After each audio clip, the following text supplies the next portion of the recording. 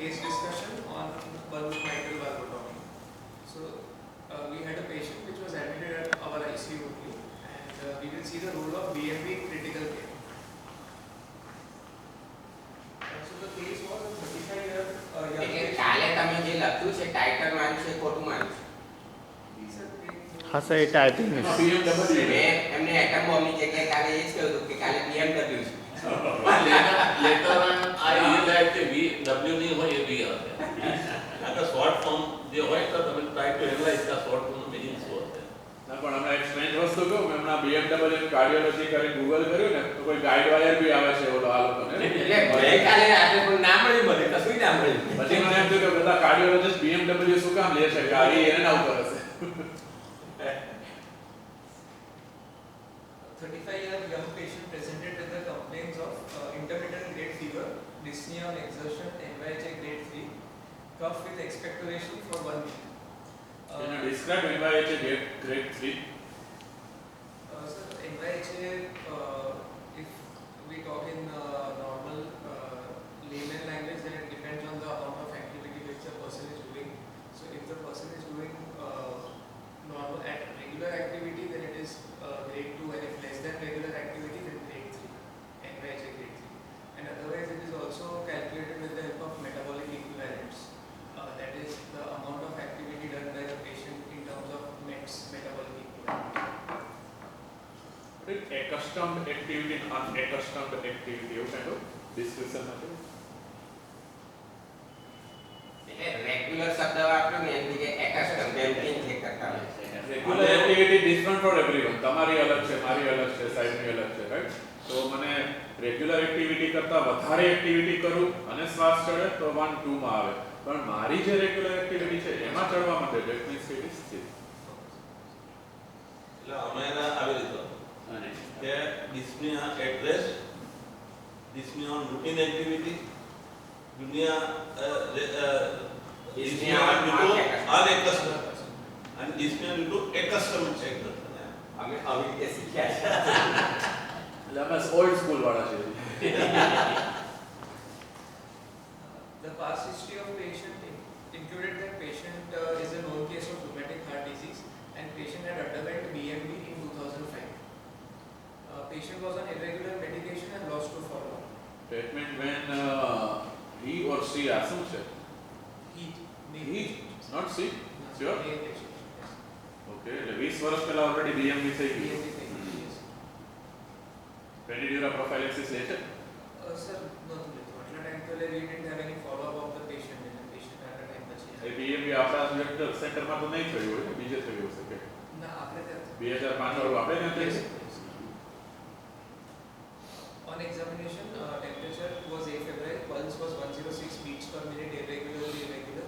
BP was 100/60, SpO2 88% on room air, respiratory rate was 28 breaths per minute.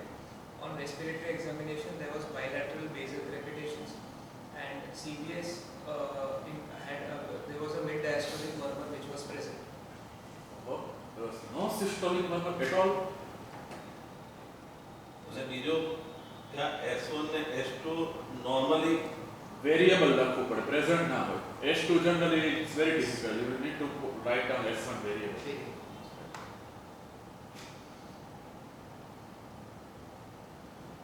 This was the ECG on admission of the patient, which showed atrial fibrillation with rapid ventricular rate, and this was the X-ray on admission of the patient.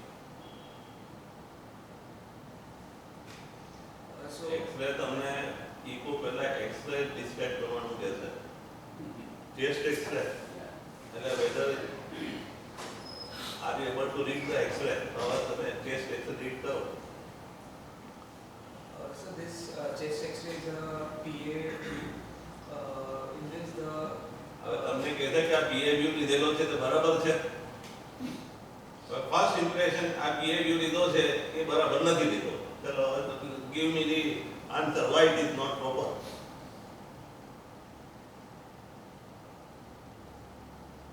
based on the exposure. So આ exposure આમાં તો બધી સ્માઇન દેખાય છે.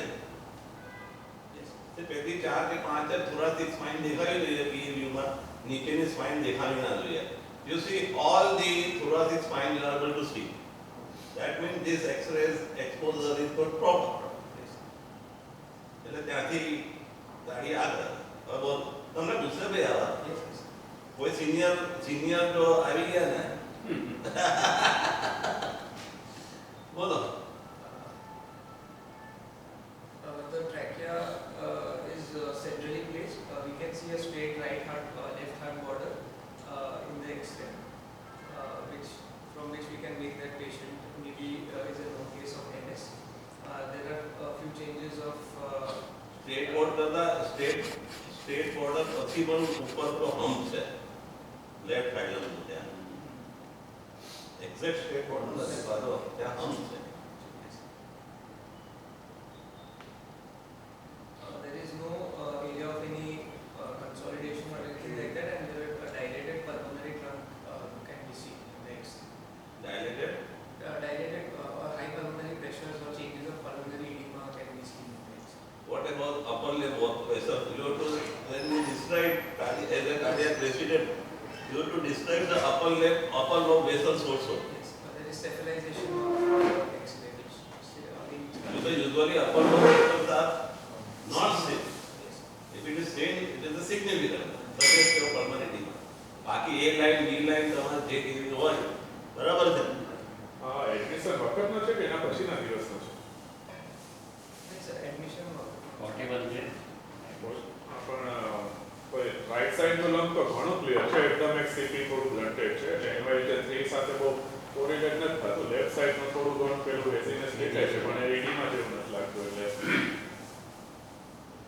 And we you have to describe cardiophrenic angle and postophrenic angle. Associated pericardial effusion check that you can decide from cardiophrenic angle. yes.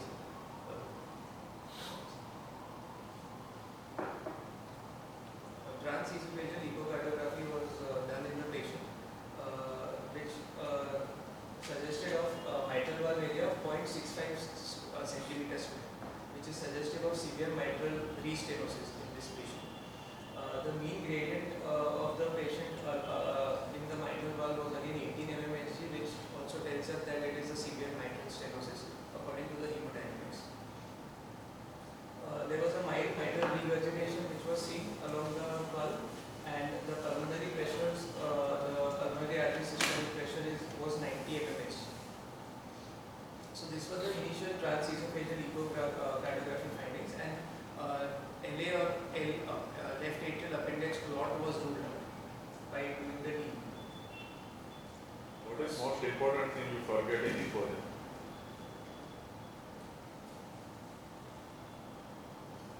Such a long history of rheumatic heart disease. What was the status of aortic valve?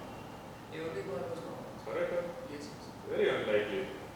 તો patient તો કહે છે કે 20 વર્ષથી treatment પર ના હોય અને આટલું સિવિયર માઇટ્રલ સ્ટેનોસિસ થઈ ગયું હોય અને એઓર્ટિક વાલ્વ અનઅફેક્ટેડ હોય, that is practically not possible in India. But sir, echo was not. The DE admission વખતે બી જો તમે હોકિસ્ટિક એપિયરન્સ બતાવ્યો ના આમાં સર નથી બતાવ્યો. તો કેમ રૂમેટિક છે એ કઈ રીતે ખબર પડી? Sir, initially also the patient was tagged as rheumatic heart disease only. And Yeah. classic features of hockey stick appearance વગર કોણ માનશે તારું?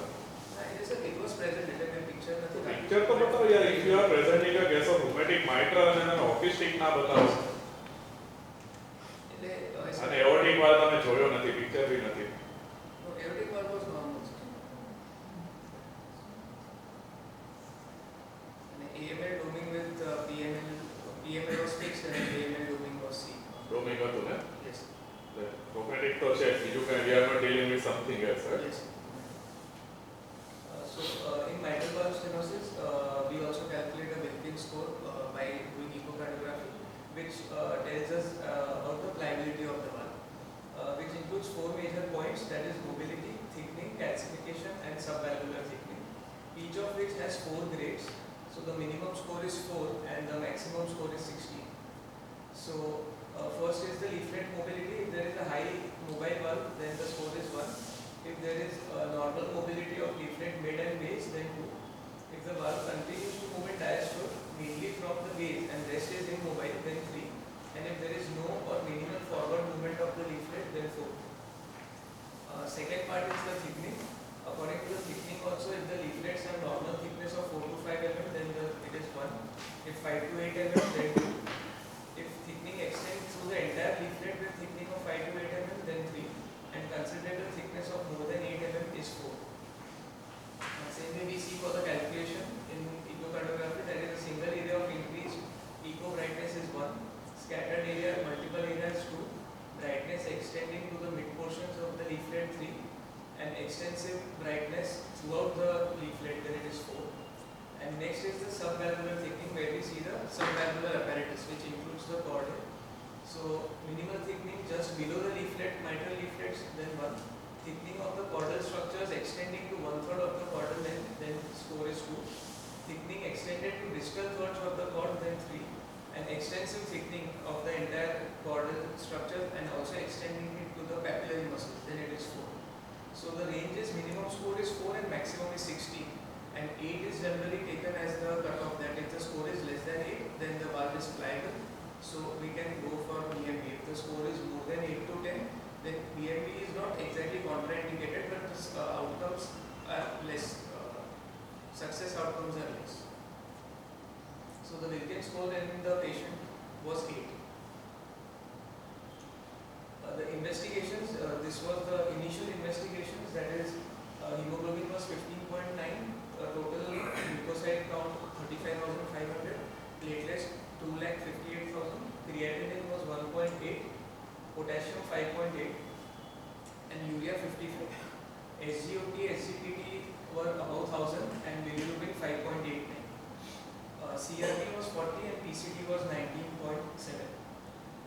Blood culture was negative, HIV, HEV were negative, dengue was negative, and leptospira was negative. So this was the sepsis workup which was done and the routine workup.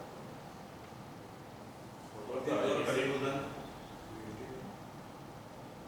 What is your conclusion after this investigation? So this patient can be like, as we see that there is multi-organ dysfunction syndrome seen in this patient due to involvement of renal as well as liver. Apart from that, there is infection, that is sepsis, which is seen. There is severe mitral restenosis which is seen in this patient. So this was the initial impression or the initial diagnosis which was. What is the likely focus? So, actually, initially, according to the symptoms, it was considered, we thought it to be a pulmonary sepsis only because we didn't have any other source for which the patient was investigated also, but we didn't have any source for it. So it was thought to be pulmonary sepsis, as there was cough also with expectoration and all. But we didn't find any patch or anything. The way you see the X-ray, there was no patch. and you see the total count, it is a mismatch. It is a mismatch. There was no infective endocarditis kind of vegetation or anything seen on the mitral valve also. So that is your done thoracic echo. No, this was a transesophageal echo was done on the patient. So he was having fever. Intermittent grade fever also, sir, 8 week थी, एक to high grade fever level में तो patient. Urine examination was USG abdomen was also. એટલે એમાં કોઈ ફોકાઈ infection માં ફોકાઈ નહોતું. What was the finding in USC? USG માં સર there was hepatomegaly હતું અને apart from that એવું કોઈ બીજા Was there significant congestive changes in liver? congestive changes હતું. Congestive changes હતા? Patient ને પેડલ એડીમાં હતું? Pediatric નહોતું? તો પછી આટલું બધું congestion. What was HPSN in HCV? negative. You did it. What is other difference here? If you ask me, this is infective subacute infective endocarditis, unless proved otherwise. Unless proved otherwise. If you see this scenario, fever, acute count, it is a subacute infective endocarditis, not acute. Subacute infective endocarditis. And I should the patient recording with the PET scan પણ કરી શકો. There was pericardial effusion? No, sir. Bilkul જ નહીં?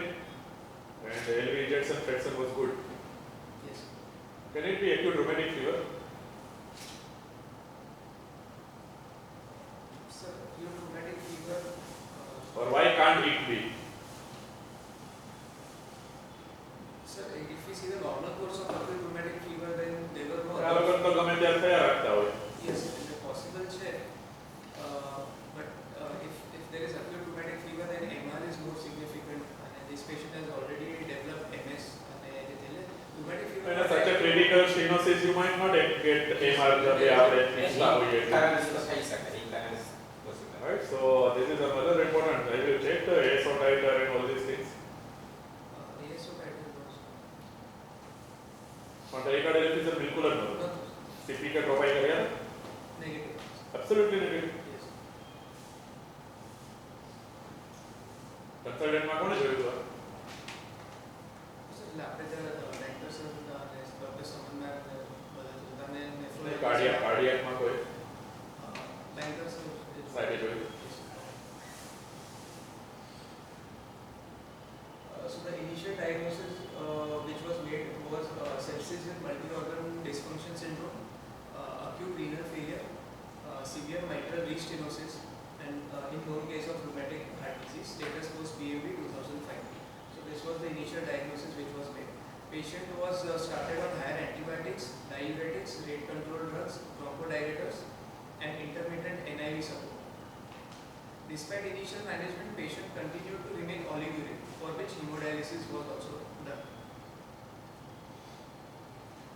So mitral restenosis, restenosis after BMV is defined as MPA of less than 1.5 square centimeter or loss of more than 50% of the initial gained valve area, which usually occurs 5 to 10 years post BMV.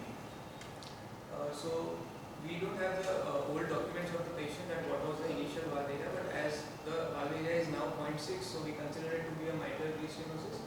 Factors responsible for mitral restenosis are a high Wilkins score prior to BMV, that is more than 8 to 10, significant subvalvular disease involving the chordae and the capillary muscle, commissural calcification. If the post BMV MVA is less than 1.8 square centimeter, then there are more chances of restenosis. A younger age, which tells us that there can be active rheumatic disease in the patient, inadequate balloon sizing, and lack of rheumatic prophylaxis. So this was the overview of the entire course of hospital, in which the patient was totally admitted for 22 days, in which 14 cycles of hemodialysis were done. Patient was being managed by intensivist, cardiologist, nephrologist, and opinion of infectious disease specialist was also taken. So the antibiotics which were started were initially piperacillin tazobactam with azithromycin was started. Then it was escalated to meropenem and teicoplanin, and doxycycline was also added for atypical coverage. Then after that again polymyxin was started in the patient. And then finally patient was on ceftazidime tazobactam with aspirin. યાર પેટેલિટીમાં ના હોય PND હતું PND Sir, the dyspnea on exertion હતું. ઓર્થોપનિયા હતું. Orthopnea to patient में what was the anti-pro BNP level? anti-pro BNP levels were 1100 to 1500 के वक्त range में आता sir exactly. Very less, and if patient is any AF તો એ તો કંઈ બહુ વધારે ના કહેવાય. તમે જે describe કરો છો that doesn't look like pulmonary edema. With such a high count, there are so many questions which are unanswered. Sir, it looks like they mitral level पर obstruction ना दे Doesn't look like it clinically to me at least. Doesn't look like to me. Intubate કરવું પડે ત્યાં લગીનું pulmonary edema થઈ જતું હોય recurrent.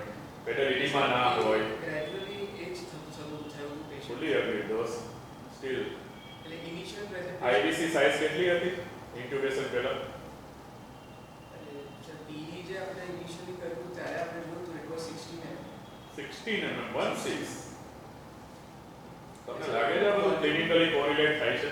એટલે sir એવું વોલ્યુમ ઓવરલોડમાં પેશન્ટ આવ્યું જ નહોતું એટલે એવું ગ્રોસલી એવું કે વોલ્યુમ ઓવરલોડ સાથે પેશન્ટ આવ્યો એવું. Then why the SCPTs and STOTs were high? Because of congestive hepatopathy, right? Congestive failure તો ખરું. Congestive failure તમે કહો છો overload નથી કહેતા. What you are saying? This is long standing congestion. This is not a short. See, if this SGPT, SGOT, bilirubin are high, that suggests the long long-standing You would expect better edema, orthopnea, TND if your diagnosis is correct. Orthopnea, sir, orthopnea તો પણ એવું better edema સાથે તો patient નતો. Those kind looks like they are missing something. Despite adequate dialysis, patient developed recurrent pulmonary edema for which patient was then intubated. એટલે પછી એકવાર એકદમ ફ્લેશ pulmonary edema ગયું હતું despite doing dialysis, UFP આપણે adequate remove કરતા હતા almost after 4 or 5 dialysis cycles we patient recurrent pulmonary edema માં જતું હતું. So for which once the patient ને એકવાર intubate કર્યું. So infective marker improve થઈ ગયા હતા આ બધી ટ્રીટમેન્ટો આપ્યા પછી With gradual course of time they improve થયા. તમે ઇન્ટ્યુબેટ કર્યા એ દિવસે ઇન્ફેક્શન માર્કર શું હતા? ઇન્ક્યુબેટ કર્યું સર એ દિવસે તો એટલે સીઆરપી જે ઇનિશિયલી 40 હતું એની પછી એક સીઆરપી ની રીડિંગ 120 130 આવી હતી અને એની પછી પાછું કાઉન્ટ્સ ગ્રેજ્યુઅલી ડિક્રીઝ થયા હતા ઇનિશિયલી પછી ઇન્ક્યુબેશન પછી પાછા વધવાના સ્ટાર્ટ થયા હતા એ રીતે કોર્સ થયો સર. કેટલામાં દિવસે ઇન્ટ્યુબેટ કર્યું? 5th or 6th day sir ઇન્ક્યુબેટ કર્યું. ત્યારે આમાંથી કઈ એન્ટીબાયોટિક ચાલતી હતી? મેરોપેનમ અને ટીકો. મેરોપેનમ ટીકોપ્લાનિક પર તો તમારે ઇન્ટ્યુબેટ કરવા પડ્યા. So that was due to કે એકદમથી જ pulmonary edema માં patient ગયું હતું so that was the main reason. So કે ફિઝિશિયન માં ઇન્ટેન્સિવિસ્ટ આ લોકો ફિઝિશિયન ફિઝિશિયનનો પ્રોબ્લેમ નથી ડોક્ટર બહુ હાઈલી ફિઝિશિયન મિસ થઈ રહ્યા છે આમાં. See, I had a similar patient, female, to be frank with you. અને એનો રંગ પોર હતો ને તો I had no option but to start. Now suppose bacterial endocarditis suspect or what will you start? તમારે પહેલે એન્ટીબાયોટિક કઈ છે તમે તો અહીંયા તમે પહેલે એન્ટીબાયોટિક કઈ તમે ચાલુ કરી હવે આ પિટ્રેઝિન કેઝોબેક્ટર એરિથ્રોમાઇસિન ના કયા પેલો એટલે આ તો પહેલા તો ક્વેશ્ચન એ આવે કે when there is no source of infection you have found out so on which ground this and two antibiotics were started you are targeting which infection but તમારો વિષય નથી કાર્ડિયોલોજિસ્ટ તરીકે but see as a you know if you see the profile of the patient is more toward the infective endocarditis even though you are not good but presumptive that even if you will start treatment for subjective bacterial endocarditis not the then the drug of choice in that case the ceftriaxone 2 gram I started that patient 2 gram IV daily within 5 days fever subsided I continued for 3 weeks nowadays the patient is absolutely all right this is back claim on the clinical ground patient was given then I count normal everything normal after 5 days fever subsided patient had no money for tea. If you are presenting this type of case, always make sure કે મયુર આવ્યો હોય. So કંઈક discussion કરી શકે કે અમુક question તમને પૂછવાનો કોઈ મતલબ નથી. તમને બી એમ થશે કે આમ કન્સલ્ટ કરે છે. બરોબર ને? આ તમારે જનરલ એમાં આવતો જ નથી આ એન્ટીબાયોટિક ના જે આવે છે ને. We expect Mayur should be here right now so that we can at least discuss તમારું justification થઈ શકે. સેકન્ડ થિંગ કે તમે રિકરન્ટ પલ્મોનરી એડિમા કહ્યું છે તો પલ્મોનરી એડિમા જસ્ટિફાઈ કરે હોય કે એક્સરે કે એવું હતું બસ ક્લિનિકલ ડાયગ્નોસિસ હોય કારણ કે જે પહેલો એક્સરે છે એના ઉપર ઇન્ટ્યુબેટ કરવું પડે એટલું તો એડિમા ના એની પછી સર એક્સરેમાં pulmonary edema વાળા x ray You need to show it to us. Yes. And a very important question I also missed here. What was the volume index? If you are saying LA to pulmonary edema, what was the volume index? Have you measured? કેવી રીતે ચાલે પ્રભુ?